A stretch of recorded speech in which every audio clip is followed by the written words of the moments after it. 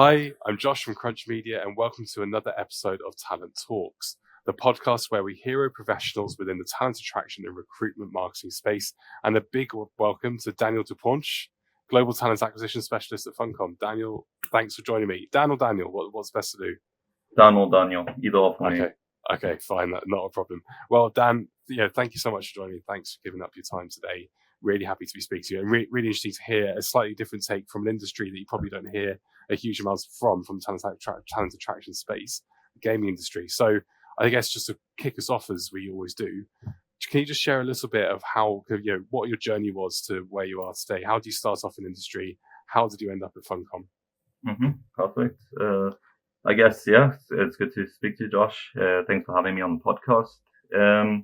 On my side, my journey is very much, I guess, born and raised South Africa, lived there till I was about 21, then needed to move somewhere else, get more going for myself, and what better than come to Europe. So I took a plane to the UK when I was about 21, had a job lined up with EasyJet, which is completely not in recruitment industry. It was actually to be a flight attendant.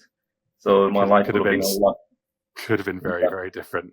Exactly. Could have been in Spain right now, Oh wow, you could have been serving cocktails somewhere on a plane. Exactly.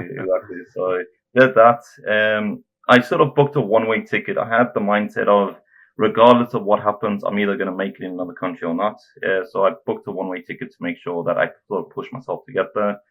The EasyJet part fell out. I didn't obviously get the position, so very stressed out at 21 years old. I was like, I don't have any. I was a bit more in a panic state, but lucky enough, I got a call from a recruitment agency to become a resourcer, which is sort of like a junior recruiter. You just handle the candidate side of the stuff, not really the business side.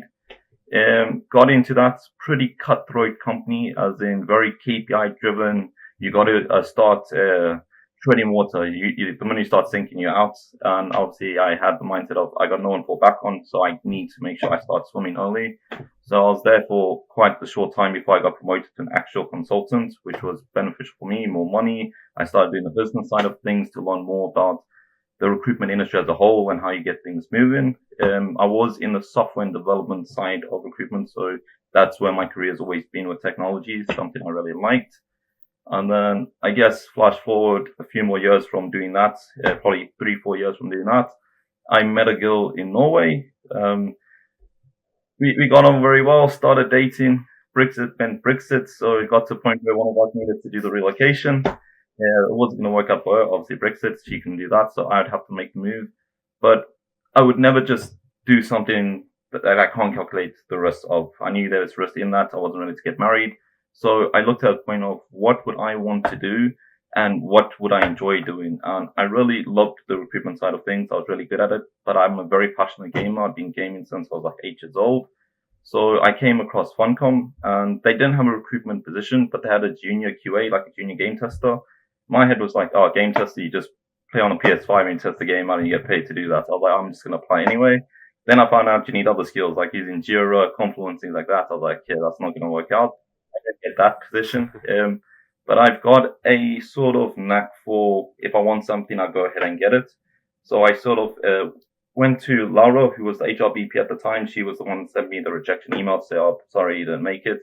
And I pinged on LinkedIn. I just said, I know I didn't make the position for the junior QA, but if anything comes up in recruitment, please do get in touch. This is my CV. This is what I can do.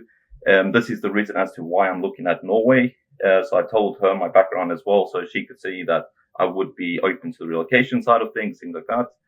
And just 4 or 5 months went by, and then I got a message from her on LinkedIn saying, Daniel, we started to build a whole new recruitment team, something that we haven't done before. We're looking for 3 people. We would like to interview you. Are you free on this date? And I was like, yeah, I'm free. Let's go.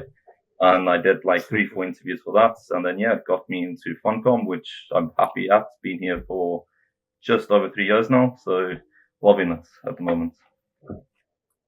Yeah, it's a fantastic story, and you've been all over the shop to get there as well. So it's amazing to hear kind of your journey into that space and how much you chased it down. I guess I'd have probably in the same boat as you, thinking like a test games. I was playing Halo and Call of Duty. I was 12, 13, so I can understand why you chased for it. Can you tell us a bit more about Funcom? I know you've mentioned before kind of the Scandinavian government has certain ways of working that as a business you've got to apply to. What type of culture is there at Funcom? How does it work? So Funcom being a Scandinavian business, it's very much Scandinavian values, which is a work-life, personal life balance. So we don't support a crunch culture. I guess crunch is not something that a lot of industries know of. It basically means overtime. So a lot of gaming studios are very bad at having very bad crunch, where people are working crazy overtime to get the product over the line, because in gaming, you don't make money until you get your game shipped to the world. So we do very well at maintaining that, where people don't actually crunch. And that's one of the greatest things about Funcom, is it's very people orientated. We want to make sure that people can come in, enjoy what they do for work, but then still go home, spend time with families and do everything like that. In Norway, one of the laws are that you only work 7.5 hours a day. And that's for any industry that you're in. You only work 10.5 hours. And that's because the government wants you to not be at work all day. Go be with your family, go for walks, go live your life outside of work. So the company having that sort of value and mindset, it benefits even the people in the US studios, which for them, they get shocked when they find out that they have that sort of work-life, personal life balance, because the US, I think, is a bit more cutthroat, very business, money orientated in that sense in terms of the country compared to a place like Europe or even Scandinavia. Yeah. Well, it's interesting because in the news today, I think they're talking about that crunch culture you talk about with JP Morgan, and how junior associates are made to work hellish hours just to get over the line. So it's quite nice to hear of kind of how the government is leading that mandate and how that's being adopted, and you apply that globally, whatever the Nordics kind of push out, that's applied at a global scale. To a point. So when it comes to 7.5 hours, that won't be applied to the people in the UK or Lisbon or the US, etc., because that's by government law. So only in Norway that works, but in the other studios, you only work your actual hours. But in terms of having the sort of work-life, personal life balance that every studio have, we all have the same flexible working hours. So you can start at 8 a.m., 9 a.m., or 10 a.m. The early start, the early finish. So if you have kids and they've got a sports day, you would want to start work at 8 a.m. so you finish by 4 p.m., half 4, and you can go and see your kids go play football, etc. But we've also got core hours, so it helps out a lot. So between 10 and 3 p.m., that's when people are generally available for meetings or sprints, things like that.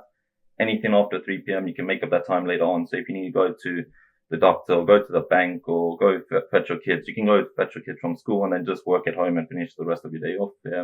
We don't really track time. We just trust that you're going to do what you got to do. So yeah, it sort of has that across all the studios. We all sort of work the same in that way.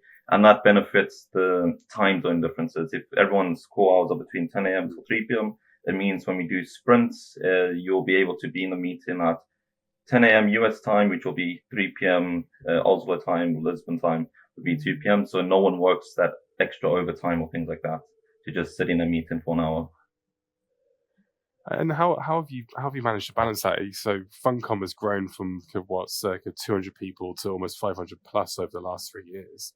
How have you balanced that? It sounds like you've gone through such a rapid amount of growth. What's that look like?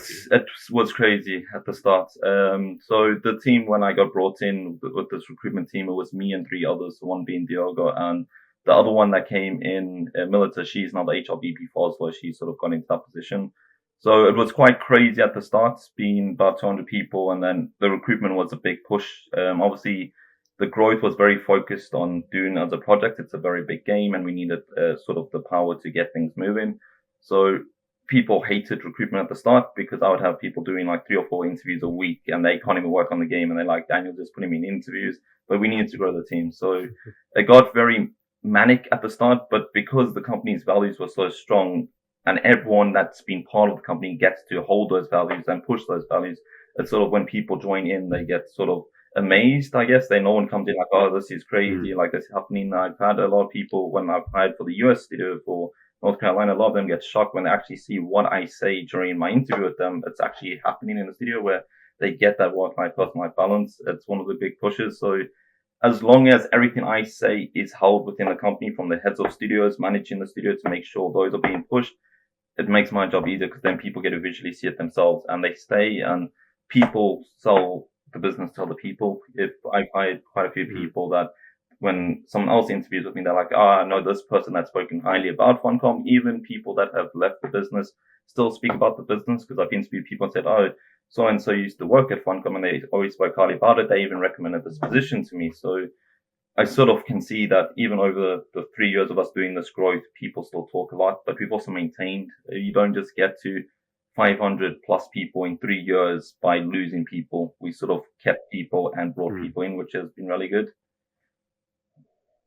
And how have you found the global growth? I'm assuming that there are different kind of people laws for across the world. So how have you found kind of expanding into places like America? So the US was tricky because I'd never worked with US companies in my life until I joined Funcom. So one of the biggest blessings I had was a gentleman named Cuxton. He was our HR director, and he sort of sat in interviews with me. I said to him, I want to do interviews with you. I want to hear you talk about Funcom. He's been with the company for over 10 years, and just to have him talk about the business and his experience and learning about the company's culture in the US studio, because I haven't visually seen it, I could just I'd pick everything up like a sponge. Everything he would say would just sit in my mind. So when I speak to people, I can speak to them about it. And the passion he had for the company, I could see it, so I could believe it, which is the passion I have for the company. So people can sort of see when you talk about something, they can see that sparkle in your eye, which means it's a lot more believable, like that you really know this person's living in that moment.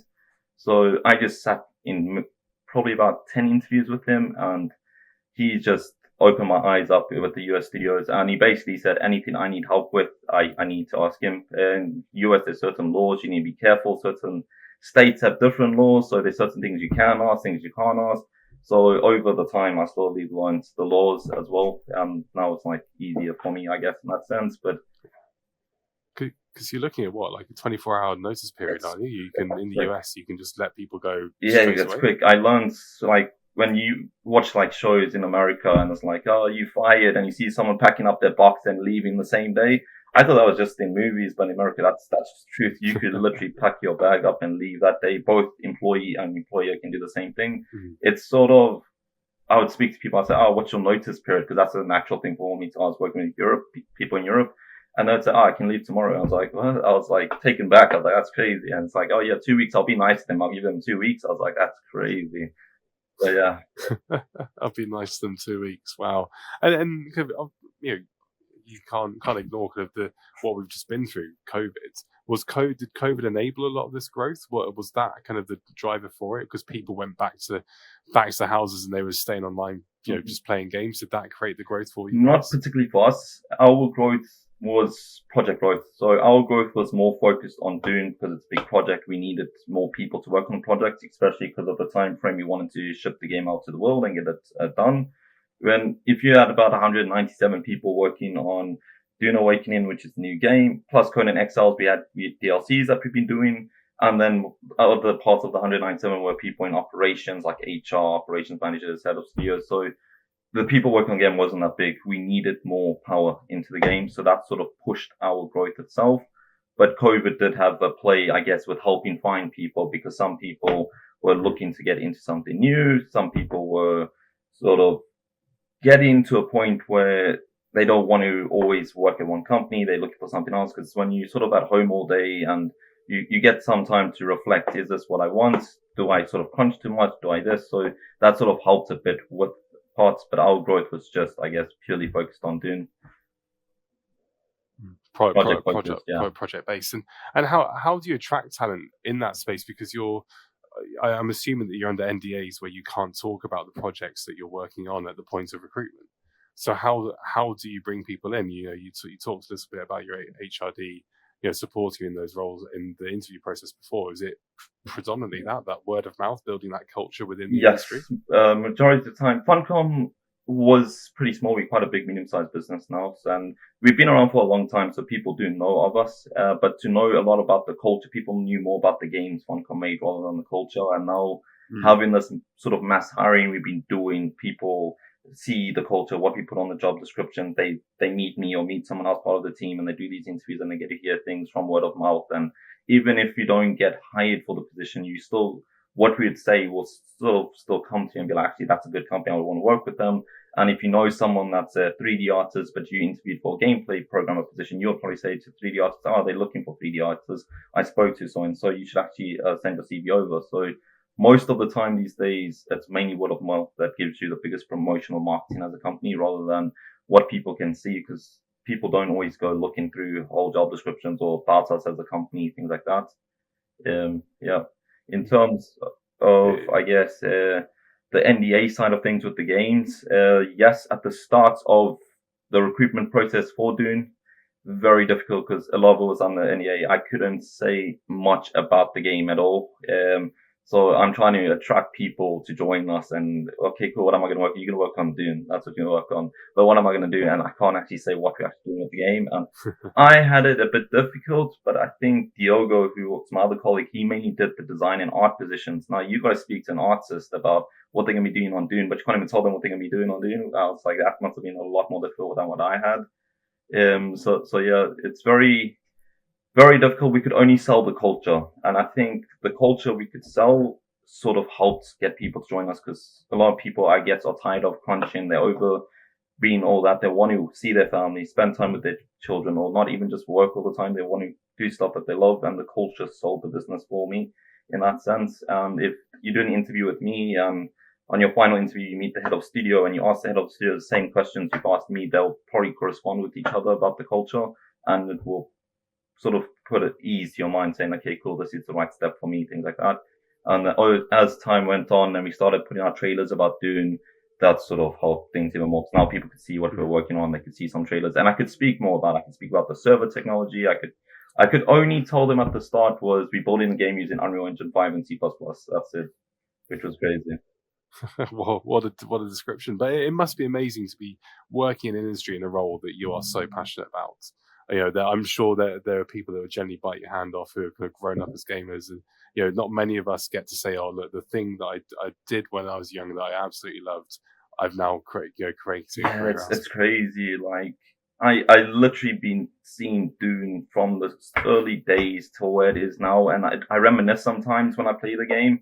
I look back, I'm like, I remember there was nothing here, and it's crazy to actually visually see like a game get built from nothing to where it is, and that was one of the drivers that really pushed me to want to join in the gaming. Is you get to actually see things internally from the outside view and actually see how something actually comes from nothing into a finished product, which is it's crazy, especially working in industry. I got to play the game throughout, I guess, these 3 years of me being with the company. I got to play the game every week and I'm just seeing that there's nothing. Oh, I can do this now. Oh, I can do this now. Oh, I can do all of this now. And it's crazy. The game just gets better and better and better.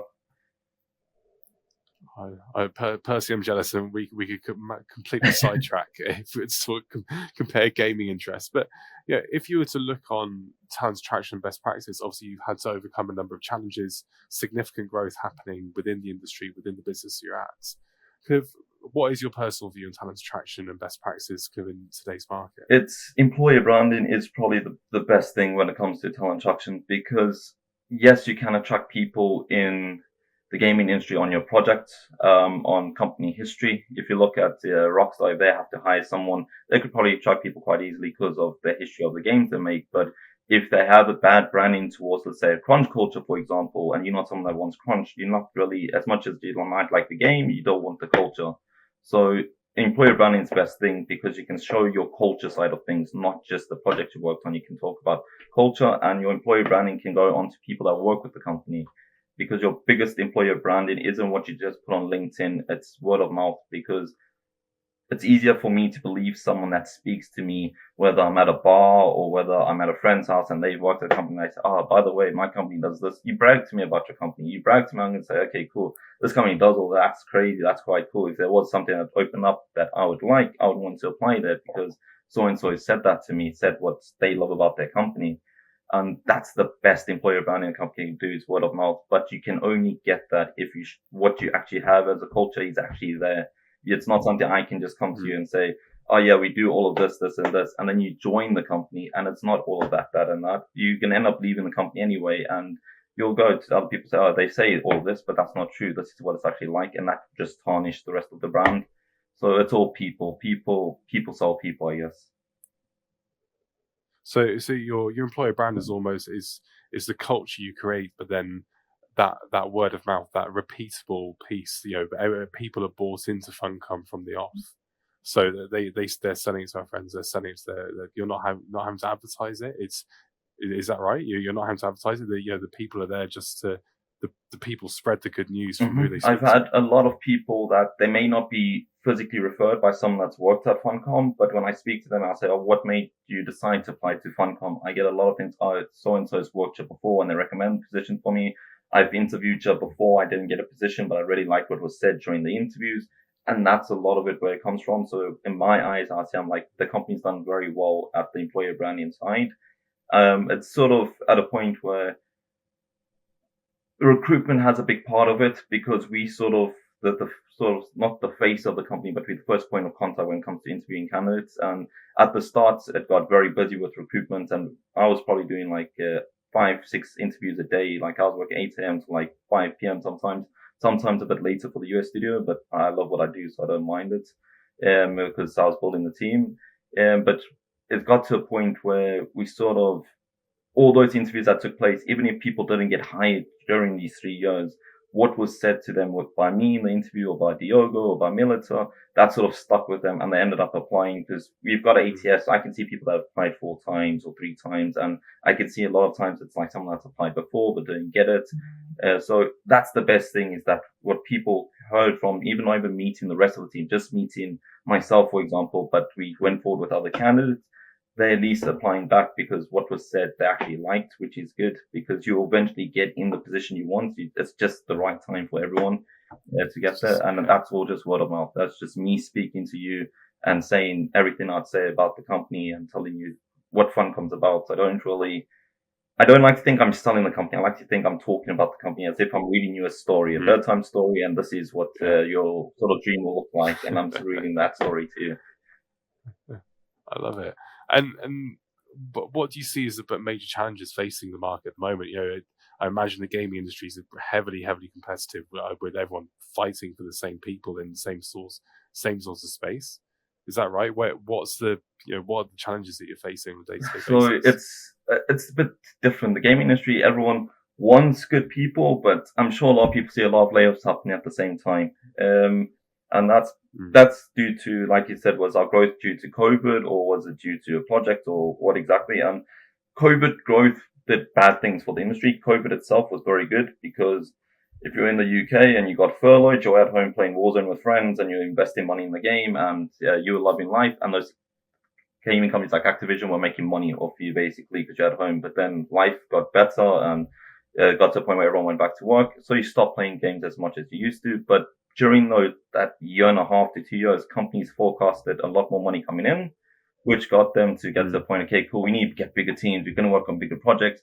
Let's start hiring. And then it'll get like bidding wars. It'll get to a point where gaming studios start bidding on people and whoever gives the most money, someone's going to join. And that's the unfortunate thing that happened where companies grew too big. And now with COVID's not sort of, it's still here. I know people can still get COVID, but our life's still back to normal. And it's at a point where, cool, those projects we had are either being cancelled. We don't have time to work on it. We need to focus on these because it's what's going to make us money. We're paying too many salaries or we're paying too many high salaries. So now we got to start laying people off. And that's what's sort of now to a point where there's more people looking for a job than there are companies hiring. That's the situation we're in. Every industry has the same thing. I've worked in software recruitment where I had more positions than I had people. And then I had stages where I had more people than I had positions. So every industry goes through this, but they tend to bounce back. A lot of people saw or see the gaming industry is in a bad state. It's going to crash. It's not the case. It's very much like back in 2008 with the financial side where everyone thought everything's going to crash, but it's not. Things are doing this at the moment. Fluctuates have picked up. A lot of layoffs have happened, but just where layoffs happen, the beauty of the gaming industry is one company can make a game that people love. Black Myth Wukong, for example, was a small Chinese studio that built that game, and that game made 600 million in 3 days, which means that studio has done wonders, done exceptional. The game's great, but it means their next project, they're going to want to be bigger and better, which means they're going to hire people, get another studio. They get a lot of money for that. They can start hiring, build, and here's more positions coming in. So where some companies laying off, other smaller companies will make money. Some people that get laid off may turn around and say, you know what? We're going to make our own game studio. This is a game we always wanted to do. This is what we felt the company should have done and moved in this direction as a gaming studio. Let's do this ourselves then. And they will make their own studio and they will make money. So it will always do this and this, but it's not going to crash. People play games every day. Like I play games every day. You know, I don't just play Doom. I play other games with friends, but everyone's playing games. Mm.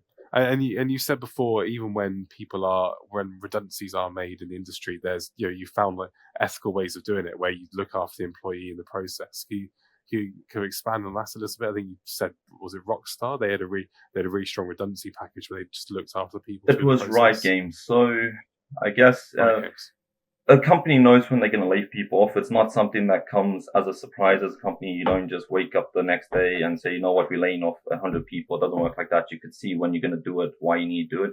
But you need to be ethical. You need to do it that these people are your brand, because everyone on the outside world will see what happens. Because you got things like Twitter, LinkedIn, and people will say things like, I got laid off, wasn't given a good reason, or they didn't look after us. They just said, you know, you got to leave. This is it, etc. And there's companies like Riot Games where they knew they were going to do layoffs and actually post on their LinkedIn saying, we're going to lay off this many people, but we'll make sure their families get looked after. We can give them a good redundancy package to make sure that they'll have time to find another position, look after their families. And that's how you should do it, because these people have been building a career with you. They've been doing things for the company, whether they've worked overtime, whether they've done this, they've done a lot for you as a business.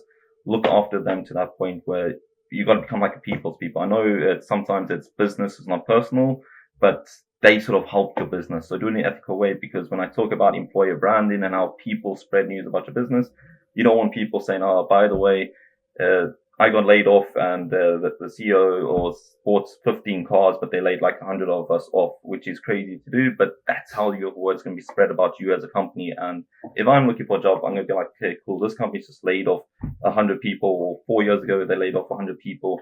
They just dropped them like an old bag of chips. They don't want them anymore. And why would I want to work there? What's going to benefit me if I'm going to be laid off? Am I going to be in that same situation or not? So it's all about doing it in an ethical way, because you know as a company if that's going to happen and you know how to manage it. But put people first. That's the best thing you can do as a business.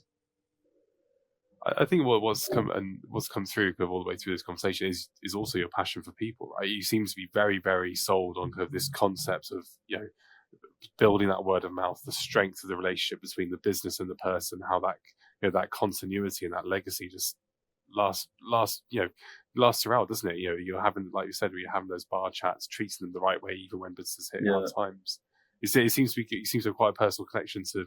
I also get I get sort of attached to people in that sense, where I'm like, these layoffs kill me, because I promise my LinkedIn like gets filled with messages about people wanting a position, and I try to get back to everyone. I get tons of messages, so it makes it very hard for me to get back to everyone.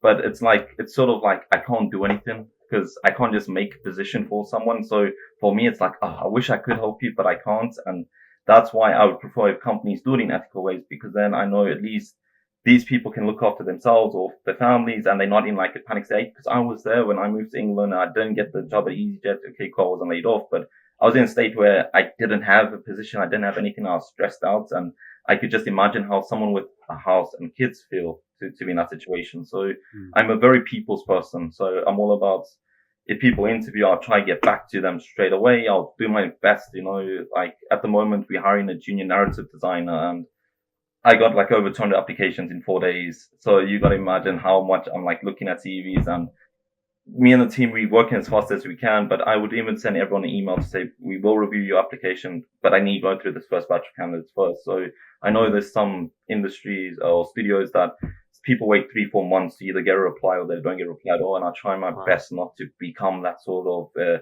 recruitment team in that sense. We always try to make sure people get looked after the right way. I rather, even if it's bad news, at least you know where you stand, because it may be a no now, but it's not a no in the future. But your experience dealing with us was cool. I didn't wait 6 months or 8 months for them to get back to me. They still got back to me at the end of the day. And that's how people are the best thing to invest in and to look after, because people always come back, or people always spread the news about the business. So I'm just a people's person, I guess. The company culture sort of embeds through me being a people orientated culture. No, it's nice to see someone mirror it, and could just look. We got to try and wrap up at some point, some conscious of time. But kind of, it sounds like you've loved it, right? You could, as we said, you could have been serving tea and sandwiches on a plane.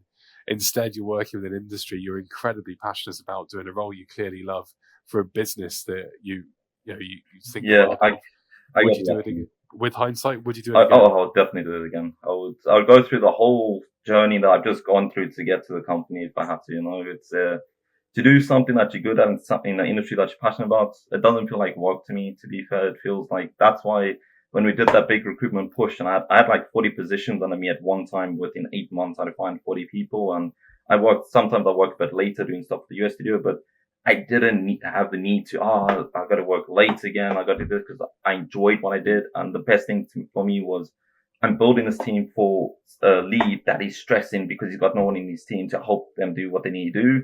So that's sort of like just being able to make someone happy and make their job easier made my life so much better because I was like, I've managed to get this person to stop stressing, even though I stress, but you stop stressing. So it's very much, I'm just in something I really enjoy. Yeah, so I would 100% do it again. 100%. And what advice would you share with your younger self? Your younger self starting on this journey, what would you tell you? If I could go back to 2014, I would tell my younger self to invest in Bitcoin. Yeah, my life would have been even different. You know?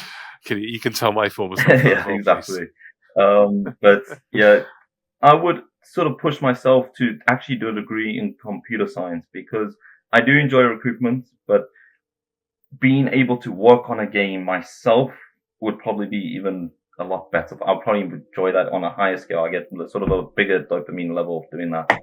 So I study computer science, not because I want to go into software, but it would be to get into gaming, but be able to protect myself from the gaming layoffs that would be to come. So if you do a degree in computer science and you learn C#, C++, Python, you can still get into the gaming industry because you can become a tools programmer who basically uses C#, Python, or C++ to sort of make a tool for a program or designer, whatever makes their life easier. So you do a dashboard, you'll use C#. You make them automation script, you'll use Python. So I'll be able to get my foot in the door as a junior tools programmer and grow my way there and then learn a game engine like Unreal Engine while I'm working at the company and sort of ask them, can I move to a gameplay programmer position? Because then I get to do the actual programming of game, doing the gameplay mechanics, things like that.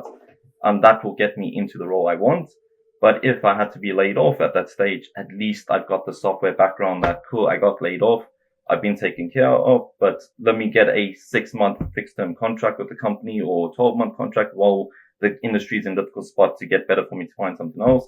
And the reason why I look for a contract is I would tell the company that I want to stick into gaming. I'm only going to be here until I find something. So there's no hatred with that company to me to be like, oh, this person just joined us to leave us at the end of the day, because I wouldn't want to do that to another company. I'm here to work with you and I'll do my best to get everything moving. But if something opens up in 6 months' time or just before my contract ends, I'm going to make that move back to the industry. And that would have been my younger self to achieve.